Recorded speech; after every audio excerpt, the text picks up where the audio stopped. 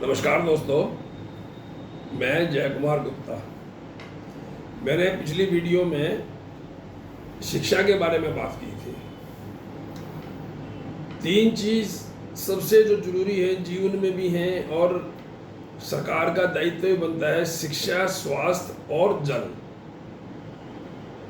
शिक्षा से और स्वास्थ्य से उस देश की, प्रदेश की, शहर की तरक्की होती है कि अच्छे शिक्षित लोग होंगे, अच्छा स्वास्थ्य होगा तो उसकी तरक्की होती है। और जल जो है हमारे लिए एक जीने के लिए, जीवित रहने के लिए, और केवल मात्र मनुष्य के लिए नहीं, हर जीव जंतु प्राणी के लिए, हर वृक्ष पौधे के लिए जल और साफ सुथरा जल बहुत ही अति जरूरी है। यदि फसल में भी साफ पानी जाएगा, नहर का पानी जाएगा तो फसल अच्छी होगी। उसे ऑर्गेनिक भी बोलते हैं, भी ऑर्गेनिक फसल हमारी तैयार हुई है। इसी प्रकार से हर प्राणी को, मनुष्य को साफ सुथरा जल मिलेगा तो बीमारियां नहीं होंगी। अब आज मैं बात करता हूं स्वास्थ्य की। आज मैं देखता हूं कि डॉक्टरों की दुकान और उनसे मुतल्लिक कोई आपके पैथोलॉजी लैब, कोई एक्सरे मशीन, कोई एमआरआई के लैब, अलग अलग तरह के ये कुक्कुर मुत्तों की तरह फूलते फूलते जा रहे हैं। तो इसका एक तो कारण ये है कि लोगों के स्वास्थ्य खत्म हो चुके हैं, स्वास्थ्य बहुत खराब हो चुका है कि इतने खुल रहे हैं और सब पे भीड़ रहती है। मगर इससे ऊपर क्या है कि सरकार अपना दायित्व नहीं निभा रही है। ये दायित्व सरकार का होता है कि अच्छी, आपको लोगों को अच्छी मेडिकल फैसिलिटीज दी जाए, अच्छी क्वालिटी की दी जाए, अच्छे डॉक्टर हों, वहाँ सारी लैब हों, निःशुल्क सारी सेवा हों, दवाइयाँ निःशुल्क मिले। मगर ये यदि लोग बाहर प्राइवेट डॉक्टरों पे भीड़ इकट्ठी हो रही है और लोग वहाँ जा रहे हैं, तो इसका मतलब तो ये है कि सरकार तो अपना दायित्व से पीछे हट चुकी है।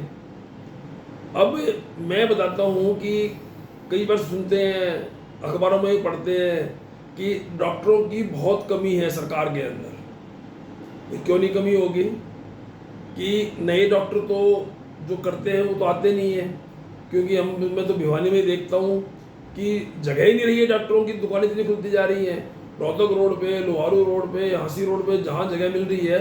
और 3-3, 4-4 साल में डॉक्टर ऐसी आलीशान बिल्डिंग बना देते हैं कि प्राइवेट, सरकार को कौन आना चाहेगा।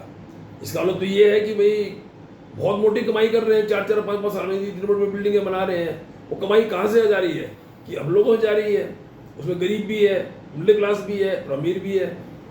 वो पैसा दे रहे हैं क्योंकि हेल्थ खराब है। मगर ये सरकार के ऊपर एक बहुत बड़ा दब्बा है कि सरकार का जो दायित्व है वो नहीं निभा रही है और आदमी पिसता जा रहा है।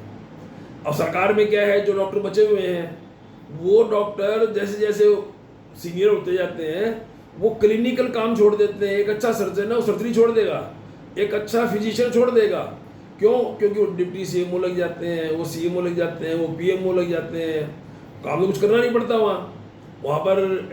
मतलब एक ये होता है कि एक एडमिनिस्ट्रेटिव पावर हो जाती है, एक बहुत बड़ा वो हो जाता है, मेहनत नहीं करनी पड़ती है। आपको क्लिनिकल काम करोगे तो ओपीडी लगानी पड़ेगी, लोगों का इलाज करना पड़ेगा, उनकी बीमारी डायग्नोज करनी पड़ेगी, सारा सब कुछ करना पड़ेगा। अब वो प्यास छूट जाता है। अब ये कितनी बड़ी विडंबना है कि जैसे जैसे डॉक्टर सीनियर होता जाता है, वो काम में निपुण होता जाता है, तो वो काम छोड़ करके उसको एडमिनिस्ट्रेशन में डाल देते हैं। डॉक्टर की कमी तो होगी। यदि डॉक्टर को रिटायरमेंट तक क्लिनिकल काम में लगा के रखे और जिस काम में उनको डालते हैं वहाँ पर एडमिनिस्ट्रेटिव आदमी आए, बी फार्मा एमबी आए, एमबीबीएस एमबी आए, और किसी भी तरीके से जो एडमिनिस्ट्रेशन चला सके उनको लगाना चाहिए, ना कि डॉक्टरों को लगाना चाहिए। यदि डॉक्टरों को लगा के रखेंगे तो डॉक्टरों की कमी नहीं पड़ेगी। दूसरी बात, अब जैसे भिवानी शहर ही है, कितना बड़ा फैल गया है। अब कहाँ कहाँ के लोग यहाँ आते हैं, एक ही जगह लोड बढ़ता है। क्यों नहीं अलग अलग तरह के छोटे छोटे ओपीडी खोल देते कि भाई मंडे को दादरी गेट पर ओपीडी लगेगी, उस एरिया के लोग वहाँ पे 2 घंटे के लिए ओपीडी में आएंगे। अगले किसी दिन और एरिया में लगेगी ओपीडी, किसी दिन और एरिया में लगेगी। ओपीडी के लिए वहाँ पे आए, एडमिट होना हो, कुछ करना हो तो मेन हॉस्पिटल में आए, तो एक तो लोगों का टाइम बचेगा। एक मेन हॉस्पिटल में जो अपना सिविल हॉस्पिटल है वहाँ पर भीड़ कम हो जाएगी, ये सरकार को करना चाहिए। दूसरी बात, हॉस्पिटल में जाओ, डॉक्टर साहब कहाँ गए हैं जी, कोर्ट एविडेंस पे गए हैं, सवेरे लेके शाम तक कोर्ट एविडेंस है। अब हो सकता है कि भी आवाज़ किस टाइम जाए, जिसका कोर्ट केस होता है उसको टाइम पे जाके बैठना पड़ता है। सुबह 10 बजे गया है, आवाज़ 2 बजे हो, आवाज़ 11 बजे हो, 4 बजे हो। तो कुछ ऐसा मैकेनिज्म बनाना चाहिए सरकार को कि ये कोर्ट से, हाई कोर्ट से जो भी प्रोसीजर होगा बात करके कि भी जो इनकी एविडेंस है टाइम फिक्स कर दे, 10 से 11, 2 से 3, जो भी एक टाइम फिक्स कर दे कि उस 1 घंटे में इनको फ्री कर दिया जाएगा, ताकि ये लोग जा करके अपना जो लोगों का सेवा करनी है, जो लोगों को देखना है, जो बीमार लोग आते हैं वो कर सकें।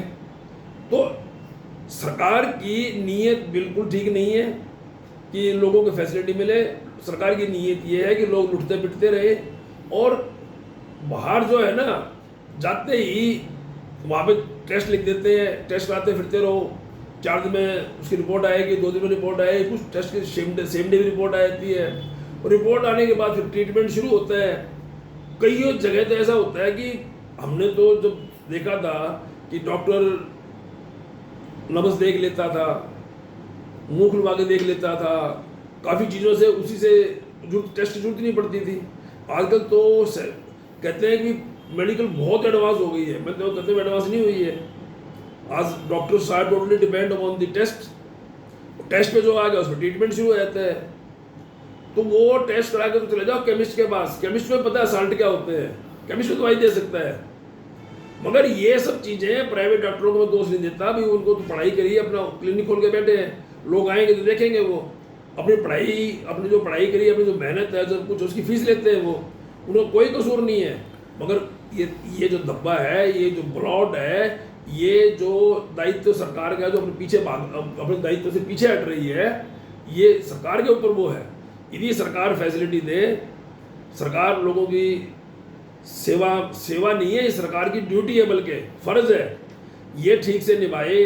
गाँव में पीएचसी खुली हुई है, पीएचसी में सूअर बैठे रहते हैं, गधे बैठे रहते हैं, कि चेक नहीं करने जाता कोई भी, ना कोई डीसी एसडीएम चेक करने जाते हैं, ना कोई जो सीएमओ बना रखे हैं, जो गाड़ियाँ दे रखी हैं, पीएमओ बना रखे हैं, ना वो चेक करने जाते हैं कोई भी। यदि वो वहाँ पर फैसिलिटी मिले तो गाँव वाले क्यों इतनी भाग कर गए शहर के अंदर। तो ये मैं कहता हूँ कि यदि इस बारी सरकार कांग्रेस की आई और मुझे भी मौका मिला, तो मैं कम से कम भिवानी का तो आपको श्योरिटी देता हूँ कि हॉस्पिटल के अंदर 100% फैसिलिटी होंगी, 100% दवाइयाँ होंगी। क्योंकि नुमाइंदे का काम ये भी होता है कि रोज़ जिस दिन यहाँ पे हो, अपने शहर में हो, घंटा 2 घंटा हॉस्पिटल में जाके बैठे, लोगों से प्रॉब्लम पूछे, फर्स्ट एड इन्फॉर्मेशन ले, और उन चीज़ों को फिर सरकार से टेकअप करे। अब यहाँ के एमएलए को ये पता ही नहीं भाई क्या लोगों की दिक्कत है, क्या नहीं है, तो सीएम को जाके क्या बताएगा, या जो ऑफिसर्स हैं उनको जाके क्या बताएगा क्या क्या प्रॉब्लम है। अब वो मरीज तो हॉस्पिटल में आएगा कि एमएलए के पास जाएगा। तो इसलिए मैं आप लोगों से निवेदन करता हूँ कि यदि मुझे मौका पार्टी ने दिया और आप लोगों ने मुझे सहयोग और आशीर्वाद दिया, तो मैं इन सब प्रॉब्लम्स की ग्राउंड पे जा करके देख करके और इनको मैं सबको ठीक कराऊंगा। और मैं नहीं, कोई भी ठीक करा सकता है इनको, जो ग्राउंड पे जाएगा, जो डे टू डे लोगों की प्रॉब्लम समझेगा और ये देखेगा ये तो वाकई प्रॉब्लम है, तो ठीक हो जाती है। कोई ये रॉकेट साइंस नहीं है इसके अंदर कि मैं कोई नई चीज़ कर दूंगा, पर मेहनत करनी पड़ेगी, आपकी नीयत होनी चाहिए, आपकी सोच होनी चाहिए। तो मैं थोड़ी सी आपको अपने बारे में बोलने आया था, तो आपको अच्छा लगे तो भैया हाथ जोड़े विनती करता हूँ, इसको शेयर और लाइक कर देना। धन्यवाद। जय हरियाणा।